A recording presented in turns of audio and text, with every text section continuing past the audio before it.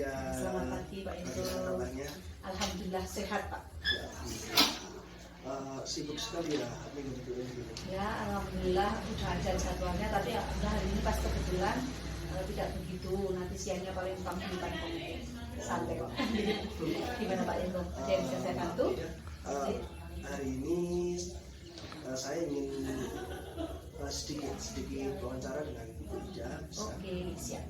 Ya, jadi wawancara ini tentang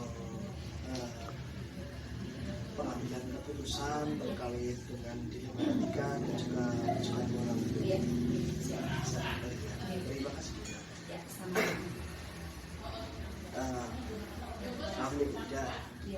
Selama ini bagaimana Bu Ida itu dapat mengidentifikasi dari kasus-kasus yang merupakan dilema etika dan juga kesukaan moral? Ya, jadi menurut saya itu kalau dilema, namanya juga udah dilema ya Pak ya, itu pasti yang sesuatu pilihan yang membuat bingung ya Pak ya, tapi sama-sama baik ya dilema etika. Tapi kalau ditujukan tadi moral ya, tujukan moral tadi, karena ada kata tujukan itu biasanya ke arah yang lebih negatif ya, mungkin tujukan ke arah yang bisa melanggar peraturan ataupun sesuatu hal yang sudah ditentukan tetapi dia melanggar gitu okay. Tapi kalau di etika tadi itu adalah dilema etika, sama-sama pilihan yang baik gitu Pak. Jadi kita harus memilih mana yang baik dari dua pilihan tadi. Dari dua pilihan yang terbaik. Iya, terbaik. yang terbaik. Padahal baik semua itu Pak Ego. Iya. Selanjutnya, yang selama ini bagaimana Bu Ida itu bisa menjalankan pengambilan keputusan di sekolah Bu Ida, terutama untuk kasus-kasus di mana ada dua kepentingan yang sama dan itu sama-sama benar atau sama-sama mengandung nilai kebaikan. Oh, tadi seperti yang tadi dia, dilema etika ya. Tadi itu kan mengarah ke dilema etika karena kasusnya sama-sama benar, sama-sama yang harus kita lakukan dulu. Yang pertama pasti saya mengambil keputusan tersebut, mengambil keputusan saya harus mengkomunikasikan dengan pihak yang terkait. Apa yang berhubungan dengan kasus tersebut, kemudian juga harus mengumpulkan data-data Pak Ivo sebelum saya bermusyawarah ke guru-guru yang lain atau pihak yang terkait. Saya harus mencari kebenaran atau data-data itu. Tanpa data-data itu kita nggak bisa ngambil keputusan. Nah, tentu saja nanti di akhir kegiatan itu saya sering melakukan refleksi Pak Ivo, agar dapat menentukan kebijakan ataupun pengambilan keputusan yang terbaik, agar jangan sampai gegabah, terus jangan sampai menimbulkan sesuatu hal yang dapat merugikan salah satu pihak. Begitu Pak. Selanjutnya langkah-langkah atau prosedur seperti apa itu yang Bu Ida lakukan selama ini? Baik, terima kasih. Kalau prosedur kan urut-urutannya ini biasanya kami yang pertama itu harus mengkomunikasikan dulu, kemudian saya juga melakukan kolaborasi Pak. Saya kan nggak sendirian di sini, saya harus berkolaborasi dengan pihak yang terkait. Misalkan di kegiatan di sekolah ada teman guru, kemudian komite, dan juga pastinya ada anak-anak yang terkait dalam hal ini. Pengumpulan data tadi juga Pak, yang kebenaran itu apa saja yang akan kita bahas, dalam kasus itu. Jadi kita mengambil info-info atau data-data yang benar-benar. Nah setelah itu kan kita tahu bisa menganalisis masalah-masalah tersebut. Nah setelah dikumpulkan, kemudian kamu melaksanakan musyawarah. Nah setelah musyawarah yang seperti saya katakan tadi, di akhir itu kita harus merefleksi apa yang kurang dalam pengambilan keputusan tersebut. Jadi harus ada refleksi. Iya betul. Refleksi. Iya. Dan intinya kolaborasi itu Pak, intinya kolaborasi dengan teman-teman itu Pak. Iya. Nah, untuk selanjutnya hal-hal apa saja yang selama ini Bu Ida anggap efektif gitu dalam pengambilan keputusan pada kasus-kasus dilema etika? Iya, yang saya anggap efektif itu saya harus melihat masalahnya itu dulu, besar kecilnya masalah, kemudian pihak-pihak yang terkait. Nggak mungkin lah kita mau menyelesaikan masalah kok tidak ada kaitannya dengan orang tersebut, saya ikutkan gitu kan, pihak yang terkait saya kumpulkan, kemudian saya mencari informasi yang lebih akurat tentang tersebut agar masalahnya lebih efisien. Kemudian ada masalah yang bisa diselesaikan hari itu juga, ada juga masalah yang harus diselesaikan, memerlukan waktu. Kita harus pintar-pintar memilih. Kalau masalahnya harus diselesaikan waktu itu juga, berarti kita harus langsung menyelesaikan ya. Karena mau tidak mau kita harus memberikan keputusan atau memecahkan masalah tersebut biar mungkin tidak berdampak ke hal yang lain. Biar tidak terlalu lama juga. Iya betul, karena iya betul Pak. Selanjutnya tentu dalam pengambilan keputusan terutama pada kasus-kasus apa yang ada di lembaga etika ya, itu tentu ada tantangannya gitu. Iya. Nah, kira-kira hal apa saja yang selama ini yang merupakan tantangan bagi Bu Ida itu dalam pengambilan keputusan pada kasus-kasus di lembaga etika? Iya baik. Tantangan itu tidak mungkin kita hindari Pak ya, pasti ada nih. Tantangan itu ada tantangan yang menurut saya ada yang dari dalam, dari luar, ada yang besar, ada yang kecil juga ya. Apapun itu tantangannya harus kita lakukan, harus kita lalui. Nah untuk melakukan tadi yang kan tantangan untuk menghadapi tantangannya atau bagaimana Pak? Maaf. Oh, yang selama ini yang jadi tantangan. Yang jadi tantangan itu biasanya keterkaitan dengan beberapa pihak, jangan sampai itu kok hasilnya keputusan kita merugikan pihak yang lain. Jadi kalau bisa semuanya ikut di kolaborasi, jadi hasilnya jangan sampai merugikan orang yang bersangkutan seperti itu. Itu tantangan yang paling besar ya Pak ya. Iya. Kadang nggak enak kalau orang Jawanya itu nggak enak kalau misalkan kok sampai ini merugikan beliau ataupun merasa tidak nyaman. Iya betul. Kita nanti memihak gitu ya. Betul. Iya. Apakah Bu Ida memiliki jadwal tertentu dalam sebuah penyelesaian kasus di lembaga etika? Apakah Bu Ida itu langsung menyelesaikan di tempat atau memiliki jadwal gitu untuk menyelesaikan suatu masalah, kemudian bentuk atau prosedur seperti apa yang Bu Ida jalankan? Iya, terima kasih. Kalau waktu ataupun kapan kita mau menyelesaikan masalah itu saya tidak ada jadwalnya Pak itu Pak. Saya melihat ada masalah ketika harus diselesaikan sekarang ya harus saya selesaikan. Tidak saya menunggu jadwalnya harus hari Rabu, harus ini khusus gitu, tidak Pak. Harus saya selesaikan. Kalau itu masalahnya menyangkut orang banyak kemudian memerlukan waktu, saya biasanya juga mengumpulkan dulu orang-orang tersebut, akhirnya berkolaborasi, komunikasi, nah baru kita bahas bersama-sama. Tapi kok masalahnya langsung harus kita putuskan ya, saya harus mengambil langsung. Kemudian sebelum terjadi masalah tersebut di sekolah saya itu ada kegiatan refleksi Pak, walaupun mungkin belum seteratur yang saya jadwalkan, tetapi karena hari Sabtu sering ada kegiatan, pramuka dan sebagainya, kemudian Bapak Ibu guru itu sering kepingin sharing gitu dengan saya atau dengan teman-temannya. Jadi kami membuka atau ada kegiatan namanya refleksi. Nah, kegiatan refleksi itu teman-teman sering sharing. Misalkan ada kasus di kelas 3, anak bawa mainan misalkan.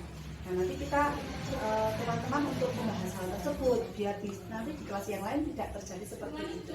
Dan itu juga ada antisipasi. Nanti kalau dibuat jadwal itu tidak ada jadwal pemecahan masalah, tetapi untuk mengantisipasi diadakan refleksi. Jadi menyelesaikan situasi dan kondisi. Betul. Dan besar kecilnya kasus mungkin. Iya. Selanjutnya nih. Adakah seseorang atau faktor-faktor apa yang selama ini bisa mempermudah atau membantu Bu Ida dalam pengambilan keputusan dalam kasus-kasus di lembaga etika? Tentunya saya di sini tidak bisa berjalan sendiri ataupun tidak bisa memutuskan sendiri Pak. Karena nanti apa yang saya putuskan hanya dengan kehendak saya, insya Allah itu nanti teman-teman juga ada yang beberapa kecewa Pak Singgi. Dan di sini pasti ada teman yang bantu saya. Contohnya misalkan dalam operator sekolah misalkan, nah itu berkaitan dengan seseorang, nah itu orang yang tersebut yang berkaitan, orang itulah yang bantu saya. Dan kebetulan di sini setiap ada kegiatan ataupun kasus ataupun masalah yang ada di sekolah selalu dikomunikasikan dulu Pak. Dan teman-teman pasti bantu. Selain itu juga ada dari wali murid Pak. Kalau itu nanti kasusnya mengenai tentang wali murid juga kami lihatkan. Tentunya anak-anak itu juga bisa dijadikan sebagai apa ya? Kalau pendapatnya anak-anak biasanya kan jujur mereka nah itu bisa kami buat data juga. Jadi saya nggak sendirian pokoknya di situ. Jadi memang harus berkolaborasi. Iya betul. Nah, dari semua hal yang telah disampaikan, pembelajaran apa yang bisa kita petik dari pengambilan keputusan, dari pengalaman Bu Ida dalam mengambil keputusan di rumah kita? Iya, banyak sekali pengalaman yang saya rasakan ya Pak. Yang pertama, saya tuh merasa lebih dewasa dalam menghadapi masalah. Biasanya ada kasus yang satu dengan yang lain. Ketika saya di awal menghadapi kasus tersebut, mungkin yang saya libatkan hanya beberapa orang. Dan saya bandingkan dengan kasus-kasus selanjutnya, ketika saya melibatkan banyak orang ataupun yang tidak terkait tersebut, dan mengambil sumber-sumber informasi yang tepat, itu saya akan lebih efektif dalam mengambil keputusan. Dan insya Allah keputusannya juga dapat membuat mereka lega semua lah gitu Pak. Artinya tidak, contohnya mau pesta siaga ya tidak saya rembuk, saya langsung memberangkatkan anak sebagainya kan tidak baik kalau tidak ada masalah seperti itu. Terima kasih Bu Ida atas waktunya. Oke, sudah cukup Pak? Iya, saya jadi banyak belajar dari Bu Ida. Sama-sama Pak. Pengalaman tentang bagaimana pengambilan keputusan gitu. Terima kasih. Barangkali lain waktu kita bisa Insya Allah ya. Mohon maaf kalau banyak kekurangannya, mungkin nanti bisa sharing lagi ya Pak. Sama-sama. Ya, semoga sukses selalu Pak Iko. Sama-sama Bu, saling berdoakan. Ya, sama-sama.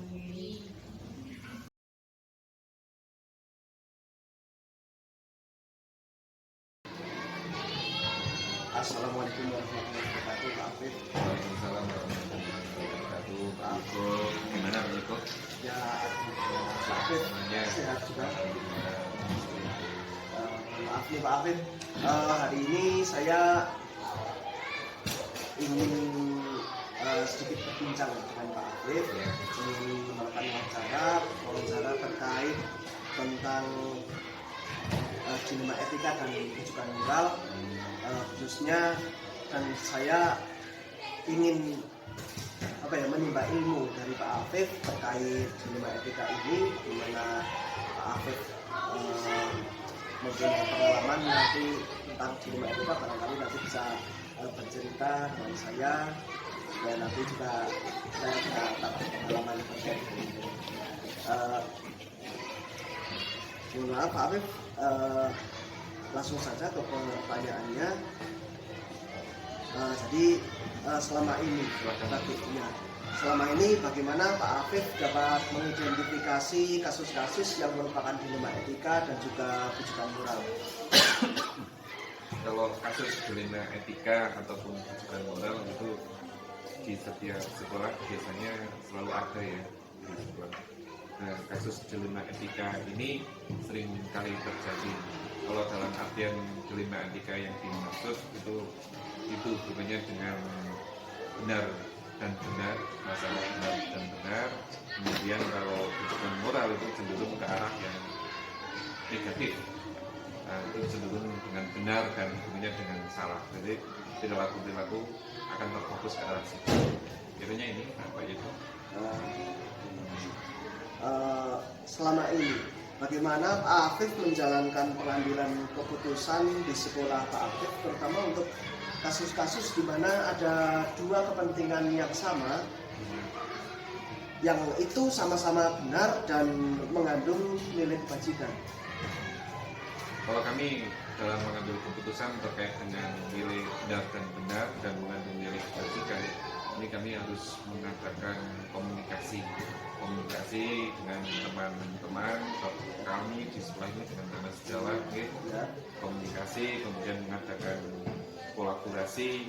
Setelah komunikasi ini menentukan benar-benar baiknya bagaimana kita melakukan sebuah keputusan nanti ke depannya, kita mencari kebenarannya, kemudian berkolaborasi dengan teman untuk memutuskan mana baiknya, kurang lebihnya benar dan benar. Ini komunikasi sangat intens agar menjadi keputusan yang baik, artinya tidak merugikan satu sama lainnya. Jadi keputusan ini tidak gegabah. Jadi harus ada koordinasi begitu ya? Iya, koordinasi. Kira-kira nih langkah atau prosedur seperti apa itu yang biasa Pak Afif lakukan selama ini? Kalau langkah kami ketika ada kondisi yang seperti itu, semuanya dilema etika mungkin ada kasus dilema etika, maka kami harus yang pertama kali itu kami intinya pada komunikasi. Yang kedua, komunikasi yang dimaksud kepada orang-orang yang terkait. Orang-orang yang terkait ketika masalah A, maka kami harus mencari orang-orang yang di sekitar A. Kemudian kami mencari fakta-faktanya. Fakta-faktanya bagaimana, kemudian prosesnya seperti apa, kemudian kita mengkomunikasikan dengan mereka. Setelah mengkomunikasikan, bermusyawarah untuk mencapai mufakat atau sebuah keputusan yang tadi yang saya sampaikan tadi tidak gegabah, artinya tidak merugikan satu sama lain, sesuai dengan konsep-konsep benar dan benar ataupun seperti itu. Kemudian hal apa saja yang selama ini Pak Afif anggap efektif itu dalam pengambilan keputusan pada kasus-kasus di lembaga etika? Kalau keefektifan itu, kalau pas kami melaksanakan seperti itu, komunikasi yang sering kami laksanakan sangat efektif. Karena apa? Misalkan terjadi ada anak posisinya gitu, anaknya cerdas, tapi dia itu sakit. Nah, ketika anaknya cerdas tapi sakit, keputusannya waktu itu ketika mau mengambil naik dan tidaknya, sakitnya itu menyebabkan tidak pernah berangkat. Nah, ketika dia naik ke kelas, masuk ke kelas selanjutnya, maka teman-teman satu kelas tahu kalau dia posisinya tidak pernah berangkat kok naik kelas. Nah, itu kan hubungannya dengan benar, dengan rasa kasihan. Nah, ini ilmu etika kami ada di situ. Maka efektivitasnya bagaimana? Ini akan efektif kita komunikasi ulang dengan orang tua, dengan siswanya, dengan guru yang seperti itu. Hal ini cenderung akan dikomunikasikan dengan guru yang pada tempatnya, misalkan guru kelas 1 dengan guru kelas 1. Kita komunikasikan secara intens apakah anak ini nanti ke depannya bisa menyesuaikan materi yang ada di kelas 2 dan lain sebagainya, maka akan menjadi keputusan yang efektif. Selanjutnya, apakah Pak Afif mempunyai jadwal tertentu dalam penyelesaian suatu kasus di lembaga etika, ataupun Pak Afif mungkin langsung menyelesaikan di tempat, atau ada jadwal atau ada bentuk prosedur seperti apa gitu yang Pak Afif jalankan? Terima kasih Pak, itu pertanyaan yang banyak sekali jawabannya. Maksudnya begini, banyak jawabannya itu begini. Artinya karena kasus ini ada beberapa kasus yang bisa diselesaikan di tempat, ada kasus yang tidak bisa, harus diproses dulu, ada kasus jangka panjang. Nah, jadi kalau kasusnya ringan, berarti kita mudah untuk memutuskan. Seketika di tempat mungkin bisa. Untuk kasus yang sedang, maka itu membutuhkan proses adanya perencanaan. Perencanaan yang berhasil, kita harus mencari fakta secara detail, kemudian ini prosesnya ibarat bermusyawarah dulu kepada pihak-pihak terkait sampai dengan orang tua wali, kemudian sampai dengan masyarakat. Nah, ini komunikasi intern ini menuju ke arah situ. Kamu keputusan yang di akhir intinya pada berpihak pada siswa. Jadi untuk jadwal kami tidak bisa menentukan gitu. Artinya tergantung situasi ini, kelas ini bisa diselesaikan saat itu atau tidak. Misalkan kelas yang pada saat itu contohnya begini, ada anak di kelas 1 terjadi mereka bersenggolan lah, kemudian terjadi pertengkaran. Kalau anak kecil kita cukup bersalaman dan selesai. Untuk anak kelas 6 beda lagi, membutuhkan waktu proses lebih lama. Ini salah satunya seperti itu. Berarti memang menyesuaikan dari kasusnya berat atau ringan gitu ya. Terus yang terkait itu, pihak-pihak yang terkait itu siapa gitu kan, merembaknya kemana ya. Sampai ke orang tua, berarti nanti orang tua bisa cepat temukan, dia ada komunikasi ini terluka atau bagaimana. Selanjutnya, adakah seseorang atau faktor-faktor apa yang selama ini bisa mempermudah atau membantu Pak Afif gitu dalam pengambilan keputusan dalam dilema etika ini? Kalau ada orang yang membantu keputusan dilema etika, itu selalu kita berkolaborasi. dari awal kita harus mengkomunikasikan dengan teman-teman, kemudian mencari fakta. Itu kami dengan rekan sejawat otomatis selalu komunikasi. Kemudian ini ke arah mana? Kalau ke siswa kita minta ke siswa, menanyakan ke siswa. Kemudian guru yang bersinggungan langsung dengan siswa. Kemudian kalau itu sampai kepada orang tua maka akan sampai ke orang tua. Nah itu agar kami biar efektif dalam seperti ini akan dikomunikasikan secara intens, maka akan mengerucut ke sebuah keputusan yang tentunya tidak merugikan ke anak. Tidak, jadi kita tidak gegabah seperti itu.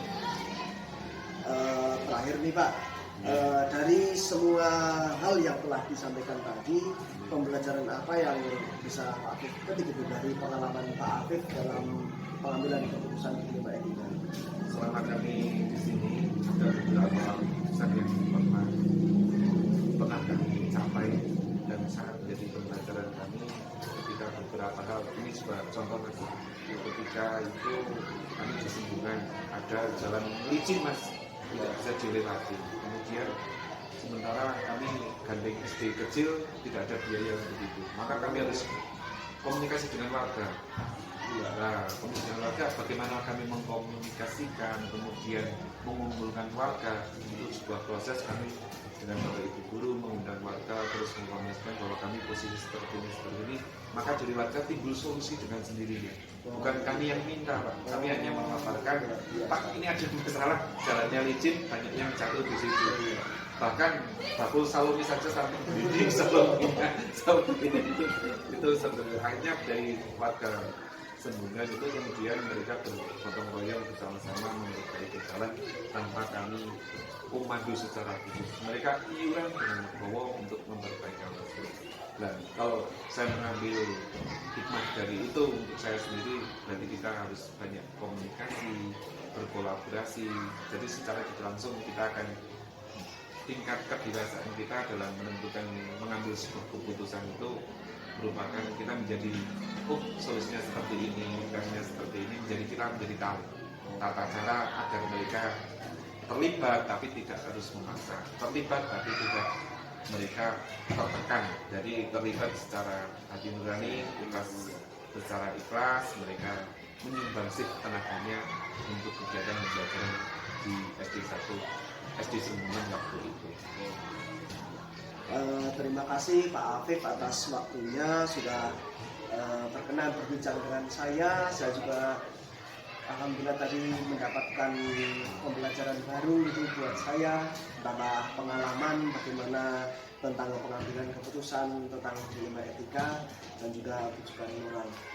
Sekali lagi terima kasih. Kami doakan semoga Pak Afif di SD Negeri 1 sekitar ini senantiasa sehat selalu, senantiasa sukses, bisa melayani anak-anak dan juga warga sekolah.